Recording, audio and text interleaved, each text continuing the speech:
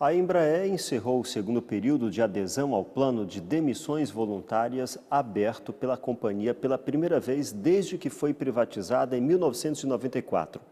Depois de 23 dias do primeiro período de adesão, foram demitidos 1.463 trabalhadores.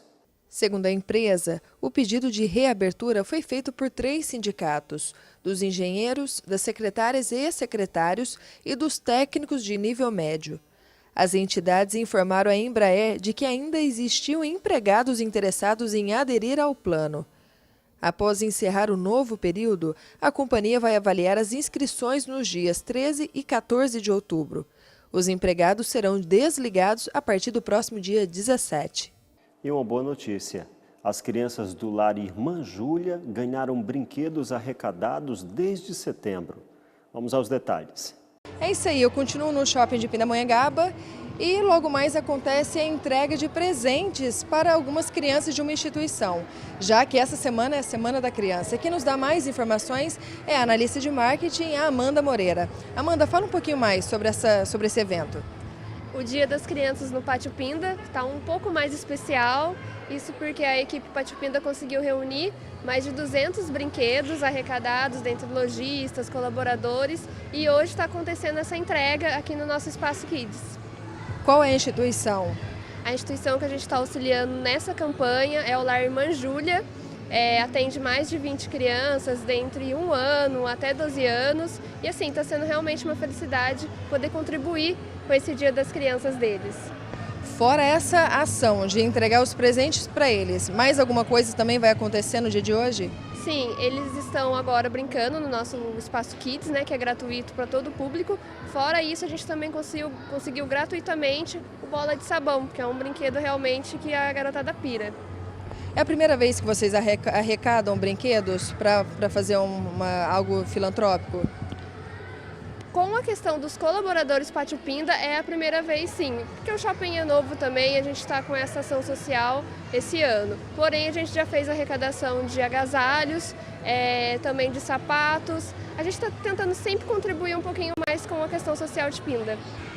Muito obrigada, Amanda, pelas informações. Então, Semana da Criança, algumas crianças também tiveram o seu momento, o seu brinquedo garantido. Thaís Orlovic, repórter setorial. A Câmara dos Deputados aprovou em primeiro turno, com 366 votos a favor, a proposta de emenda à Constituição 241, que prevê teto para os gastos públicos. Teve 111 votos contra e 2 abstenções. Eram necessários, no mínimo, 308 votos favoráveis. Aconteceu na última terça-feira na Câmara dos Deputados a primeira votação para a proposta de emenda constitucional que prevê teto para os gastos públicos com validade por 20 anos. O presidente Michel Temer, do PMDB, enviou no primeiro semestre deste ano ao Congresso a proposta de congelar as despesas do governo federal. No próximo dia 24, o processo será examinado em segundo turno e, a partir daí, segue para análise do Senado Federal. Algumas das penas previstas para o não cumprimento dos limites incluem a suspensão à realização de concursos públicos, a criação de novos cargos e a contratação de pessoal. Defendida por governistas, dizem ser um meio que ajude a controlar as contas do país. Nós vamos votar a 241 com orgulho, por amor à pátria do Brasil. Por isso, aqueles que votarem contra, marquem bem.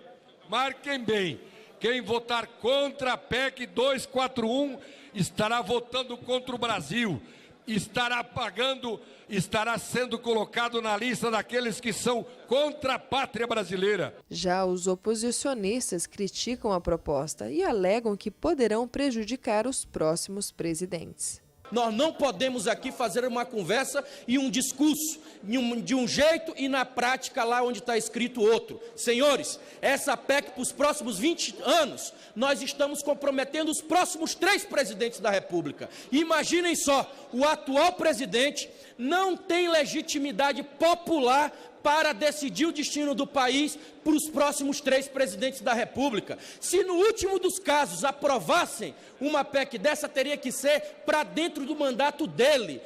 E para falar sobre essa proposta de emenda à Constituição que prevê um limite para os gastos da União nos próximos 20 anos, a economista Marcela Moraes está em nossos estúdios e tira algumas dúvidas dos nossos telespectadores.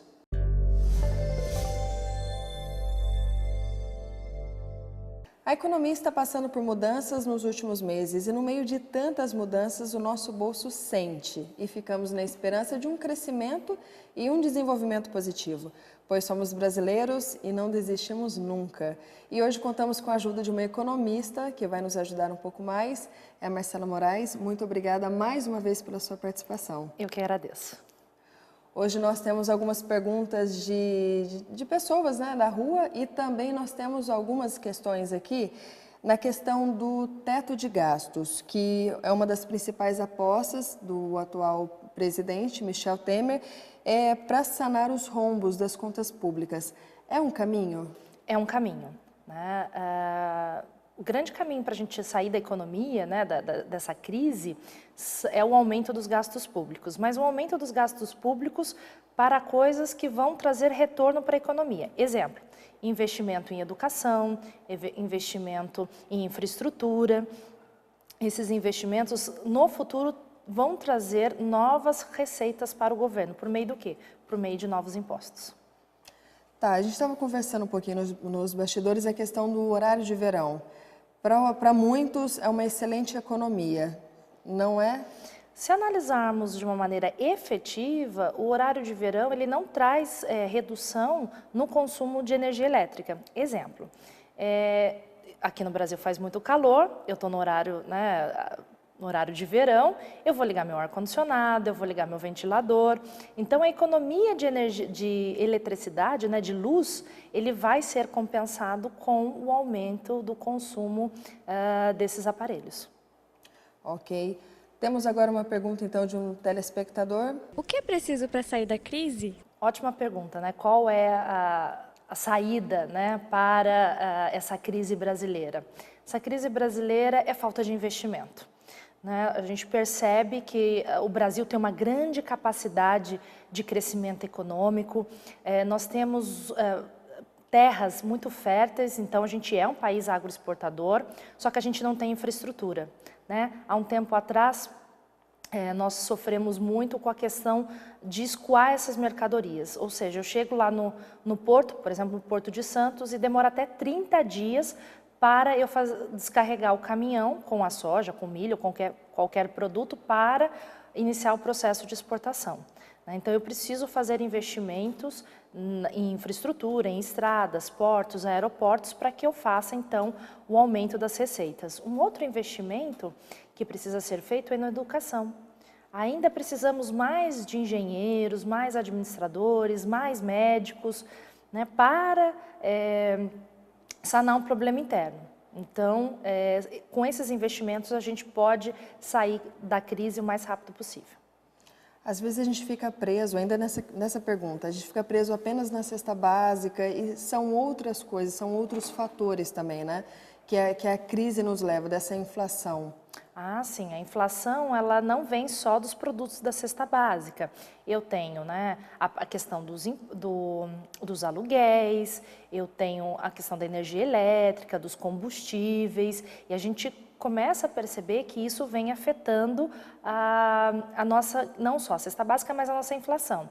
Se notarmos, nós tivemos um aumento do combustível nos últimos dias. E isso acaba também afetando o orçamento da minha população. Uma outra coisa que a gente vai sofrer agora no final do ano é o reajuste nas mensalidades das escolas dos nossos filhos. E aí também isso atrapalha o orçamento familiar. Tem uma receita para driblar essa... Planejamento, né? Para sair dessas armadilhas, né, do aumento dessas contas, é fazer o planejamento, né? É guardar dinheiro, é saber que no final do ano eu vou ter esses aumentos que já são programados e acontecem todos os anos. Vamos então para a próxima pergunta. Eu tenho uma pergunta muito importante em âmbito nacional. Qual é a prioridade número 1 do governo Michel Temer? A prioridade no governo do Michel Temer, primeiro, é conquistar a confiança internacional. Essa é a prioridade número 1. Ainda nós temos, devido a essa grave crise política que a gente enfrenta no país, agora a gente sabe, a Dilma já saiu do governo, mas a gente perdeu confiabilidade no governo político. Então, nós não estamos recebendo investimentos internacionais devido a essa falta de confiabilidade. Então, a primeira ação do governo eu tenho que se tornar confiável, não só fora do país, como dentro do país. E a última pergunta para a economista. Economista passa por aperto também? Ótima pergunta, né? Os economistas são pessoas e nós passamos por problemas financeiros também, né? Muitos economistas, a gente acaba fazendo planejamento financeiro, mas em dados momentos há variáveis, né, há ações ou há acontecimentos na nossa vida que fogem desses planejamentos, né? O que a gente passa um pouco de diferente da população é que a gente conhece tudo o que acontece e como é a melhor saída, mas a gente passa por aperto como qualquer pessoa. Mas não fica endividado, o economista não fica endividado. Fica endividado também, né? Nós sofremos também em questão do endividamento, né? Mas a gente tem que fazer todo o planejamento para tentar sair desse endividamento. Conversamos um pouco mais sobre economia, infelizmente não deu para apresentar todas as perguntas, mas já fica o convite para as próximas edições. Eu que agradeço e fico à disposição. Marcela Moraes é economista e falou um pouco sobre a proposta de emenda da Constituição que prevê um limite para os gastos da União nos próximos 20 anos. Thaís Orlovic, repórter setorial. Veja como fica o tempo amanhã em algumas cidades aqui da nossa região. Em São José dos Campos, a mínima é de 20 graus e a máxima de 32. Em Ubatuba, mínima de 17 e máxima de 29 graus. Rio de Janeiro, mínima de 19, máxima de 33. E em São Paulo, mínima de 18 graus e máxima de 27 graus. O repórter setorial faz mais um breve intervalo e voltamos em 2 minutos.